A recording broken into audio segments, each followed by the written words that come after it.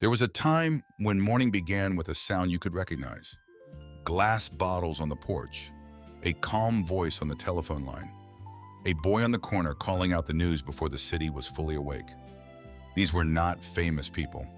Most of their names were never written down, but they were part of the daily rhythm of American life. They arrived before we asked. They helped before machines could. And in small, ordinary ways, they made the world feel warmer. Today we are stepping back into that older America to remember 12 forgotten jobs and the quiet people who helped keep the country moving. Before the streets filled with cars and school buses, the milkman was already at work. He moved quietly through the neighborhood in the early light, carrying glass bottles that had been washed, refilled, and sealed for another day. In many homes, there was a small insulated box near the front door, made just for milk delivery. Families would leave empty bottles outside at night, and by morning, fresh ones would be waiting in their place. It was simple, but it felt almost magical. The milkman often knew his route better than anyone. He knew which family had children, which house needed cream, and who might be away for the weekend. Today, milk waits under fluorescent lights in a supermarket aisle. But back then, it arrived at your doorstep, carried by someone who knew the neighborhood by heart. And just as the milkman connected the home to the morning, another worker connected one voice to another. Long before a phone could fit in your pocket, a call still needed a human hand. Inside the telephone exchange, the switchboard operator sat before a wall of cords, lights, and tiny signals. Her job was to listen, respond, and connect. A caller would lift the receiver, and a calm voice would answer, "Number, please." Then the operator would move quickly, placing one plug into another, turning distance into conversation. It was a job that required more than fast hands. It required memory, patience, and a voice that could stay steady during emergencies. Operators connected doctors to patients, husbands to wives, shops to customers, and families to news they had been waiting for all day. Today, calls travel invisibly, and most of us never think about the path they take. But there was a time when a human being stood in the middle of that path, quietly making sure one person could reach another. As cities grew taller and busier, even moving from one floor to another became part of this world of service. In the grand buildings downtown, the elevator was not yet a silent machine. It had a person inside. The elevator operator stood inside a small moving room, dressed in a neat uniform, with one hand near the control lever. In old department stores, hotels, and office towers, he did more than push buttons. In fact, many early elevators did not work with buttons the way we know them now.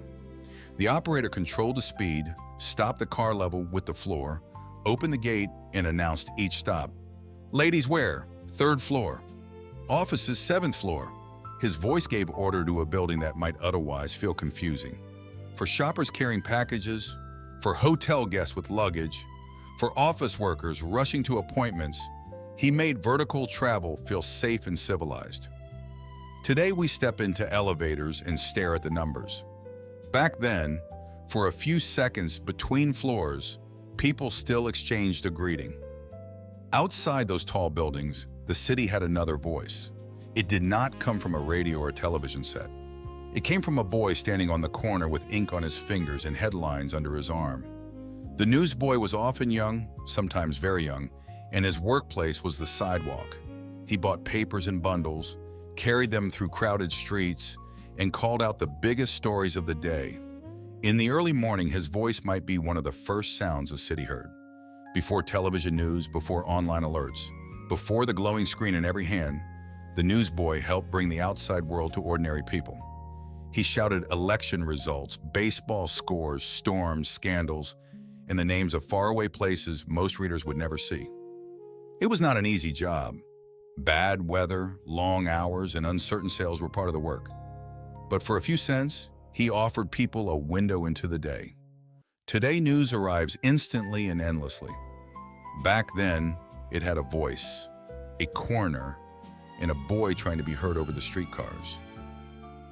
When the papers were sold and the city was awake, America began to move. And for much of the 20th century, Movement meant the automobile and the men who waited beside the pumps. There was a time when pulling into a gas station meant you did not stay in the car alone with a machine. Someone came out to greet you. The gas station attendant filled the tank, cleaned the windshield, checked the oil, and sometimes looked at the tires before sending you on your way. In the age of full service, this was expected, not luxurious. A good attendant knew engines by sound and regular customers by face. He might notice a loose cap, a worn belt, or a nervous family far from home. The station itself was often a small landmark on the road, a place for directions, repairs, and a little conversation. Today, gas stations are faster and more efficient, but they rarely feel personal. The old attendant stood between the traveler and the machine, making the road feel a little less lonely. While the roads carried travelers across town, offices carried another kind of traffic: letters, invoices, memos, and reports.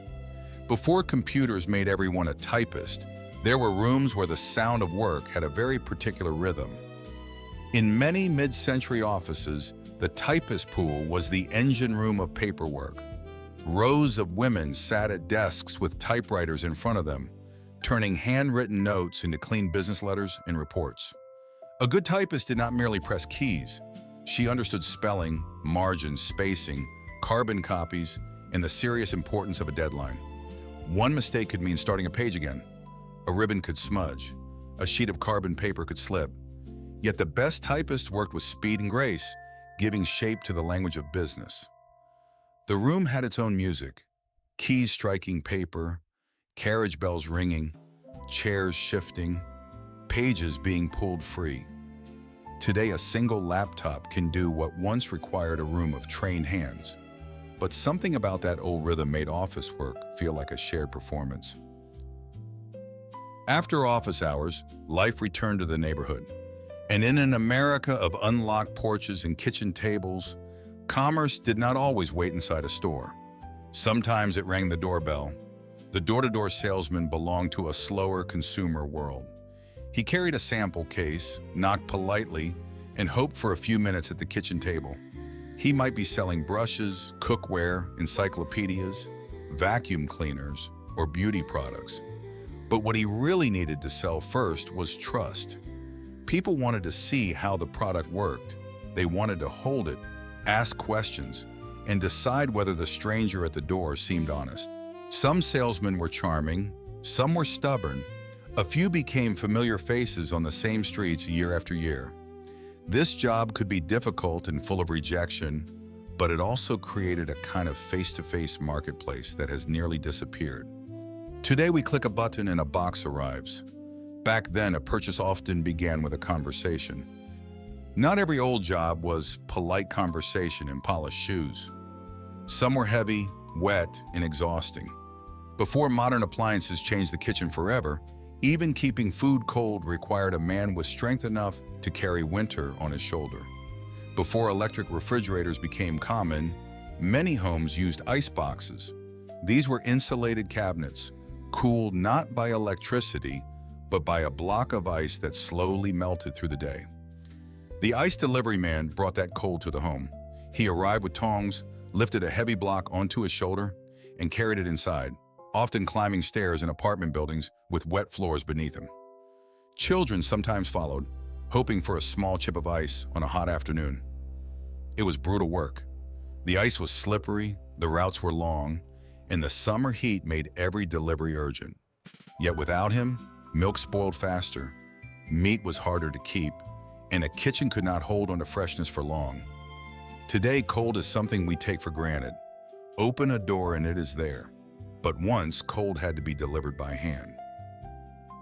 And when the day's hard work was done, young people looked for a place to gather. Not a mall, not a phone screen, not a drive-through window, but a counter, a stool, and someone who knew how to make a soda taste like an occasion. The soda fountain clerk stood behind the counter of the neighborhood drugstore, where chrome shined and tall stools lined up in a row. He mixed milkshakes, malts, cherry cokes, and ice cream sodas with a little theatrical flair. But the soda fountain was never only about something sweet. It was a social room hiding inside a store. Teenagers came after school, Couples met for early dates. Friends stayed longer than they meant to, talking over straws and napkins. A good clerk remembered favorite flavors and familiar faces. He knew who liked extra syrup and who always ordered the same thing. Today we have coffee chains and fast food counters, but many of them are built for speed. The old soda fountain was built for lingering. It gave a town a place to pause. A little later in the evening, another kind of gathering began. The lights on the theater marquee came on, and going to the movies felt less like an errand and more like stepping into a dream. In the golden age of the movie palace, the usher helped protect the magic of the theater. He wore a tailored jacket, carried a small flashlight, and guided late arrivals down the aisle without breaking the spell on the screen. In grand theaters with thick carpets and velvet curtains, the usher was part of the ceremony. He tore tickets, opened doors, answered questions, and kept order among whispering crowds. People often dressed better for the movies then. The lobby felt like a place of anticipation. The show began before the film did. Today, many theaters are casual, practical, and self-guided. But in those older movie palaces, the usher reminded you that an evening at the cinema was something special. He stood quietly in the dark, helping everyone else disappear into the light. The same sense of theater could be found on the shopping streets. Before online catalogs and one-click orders, stores had to catch your imagination through glass. The department store window dresser created little worlds behind glass. A good window was not just a display, it was a silent invitation. With light, fabric, mannequins, and careful arrangement, the window dresser could make a passerby stop in the middle of a busy sidewalk. At Christmas, a window could feel like a small stage set for childhood wonder. In spring, it might make a new coat or a bright dress seem like the beginning of a better season. This work required taste, patience, and a sense of story. The window had to speak without words. Long before people scrolled through products on a screen, they strolled past store windows and dreamed in public. Today, much of shopping happens alone. Back then, desire was placed under lights, behind glass, for the whole street to see. And beyond the shopping streets, beyond the city lights, America was still tied together by long tracks of steel. On those trains, one more forgotten worker carried not only luggage, but a sense of care across the country. On long-distance trains, the porter helped passengers feel at home while they crossed the country. He carried luggage, prepared sleeping berths, shined shoes, answered questions, and watched over the quiet needs of the journey. The work required strength, memory, discipline, and remarkable dignity. A good porter knew the stations, the schedules, the regular passengers, and the small routines that made a long trip bearable. He might help a nervous traveler find the right car, prepare a berth at night, or offer a reassuring word when the train was far from home. The romance of rail travel is easy to remember. Dining cars, polished windows, landscapes passing by. But that romance depended on labor. It depended on men who worked long hours with grace under pressure. Today, travel is faster, but often less personal.